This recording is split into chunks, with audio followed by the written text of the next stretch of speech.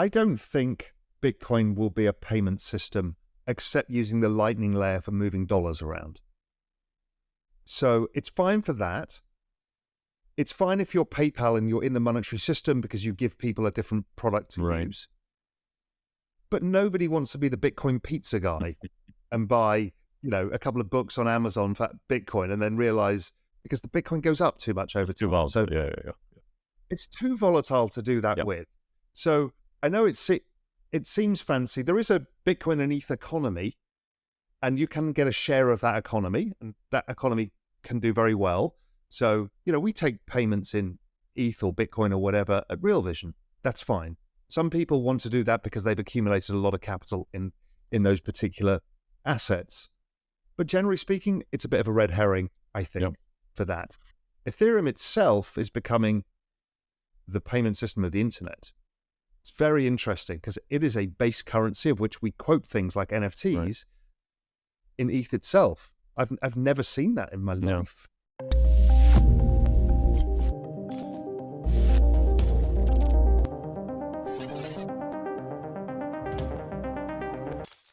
After 7 days of plunging prices, Bitcoin steadied. The largest cryptocurrency by market capitalization was recently trading at about $27,165, up 1.1% over the past 24 hours, and a little above where it stood when the weekend began.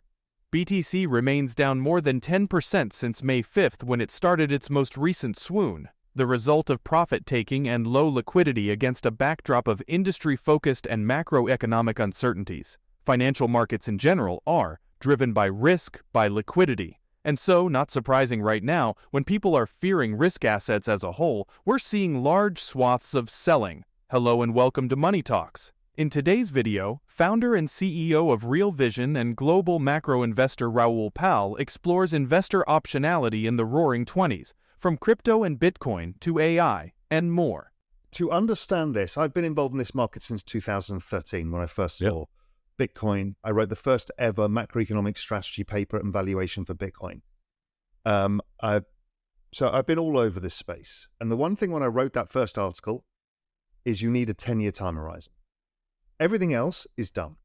And if you are worried about these cycles, you are trading it wrong. You're trading and not investing in the adoption of a network. So how does crypto work? Crypto is driven by two things. It's really simple.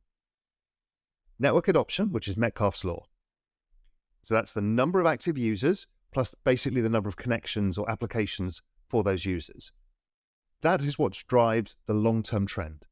The log trend of Bitcoin over time is the best performing asset of all recorded history, and it remains so in every single up business cycle. There is no asset that's ever performed as well. But it is cyclical, driven by the money supply and the liquidity side. And the emotions. And that's what brings it down 70 or 80%. So everyone goes, well, it comes down 70, 80%. You've got to remember that if I'm just looking at the Bitcoin chart now, the low in 2015 was $200. Right. Then it went all the way up to $20,000. And then it corrected down to $2,800. All the lows are massively higher and the highs are massively higher. Yep. So if you just step back and say, oh, I bought crypto and it fell, hold it. Your time horizon cannot be 3 years. Your time horizon needs to be long enough for the network adoption model to work. And the best way of doing that is just using a log chart and looking at it within that. And it's a very smooth uptrend. Right. And then what you do is you learn to use the down cycle, the liquidity cycle, to add to your investment over time, much like you would have done with Amazon, or you would have done with Google, or you would have done with Microsoft.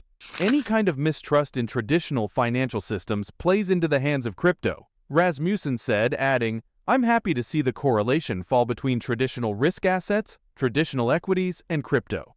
In an email to CoinDesk, Joe DiPasquale, the CEO of crypto fund manager BitBull Capital, noted that the current macroeconomic situation around the world is creating a conducive environment for crypto assets to thrive.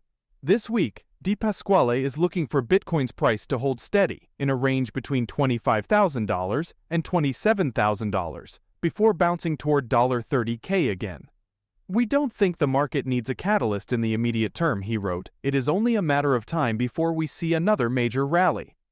Looking toward the weekly close itself, trader and analyst Rect Capital were less positive on the immediate prospects. In the analysis on the day, he warned that a close at $27,550 or under would place the BTC price at risk of further losses. Weekly close below $27,550, black, would likely spell more downside for price after failing to reclaim $28,800 as support, orange, he commented on the weekly chart. Additional findings argued that Bitcoin was likely not repeating its 2019 recovery so far this year. I mean, you look at what's going on. 42% of all code in GitHub now is AI generated. Yep. So that's only going to go exponential and accelerate.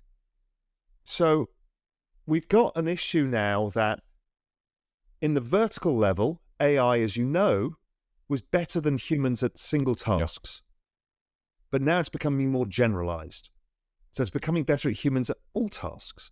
So, lovely story last night. I was having dinner with a friend of mine who's a radiologist, and he's actually the chairman of a hospital here in the Cayman Islands.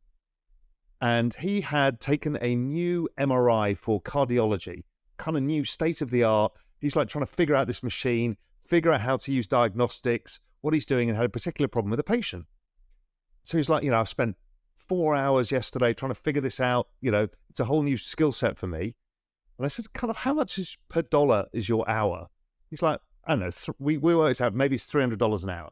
So he's like, he spent $1,200 on researching how to just give one outcome for one patient.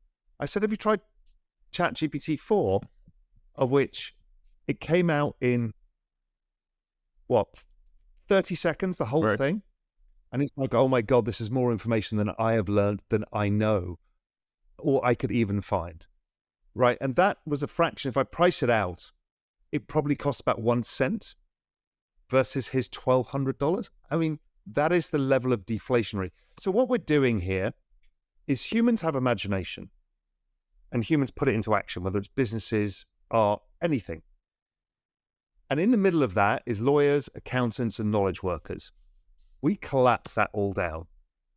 So your imagination can be a text prompt or soon to be a voice prompt, and it will create video, audio, code, anything for anybody. So it's impossible to overstate the importance of AI.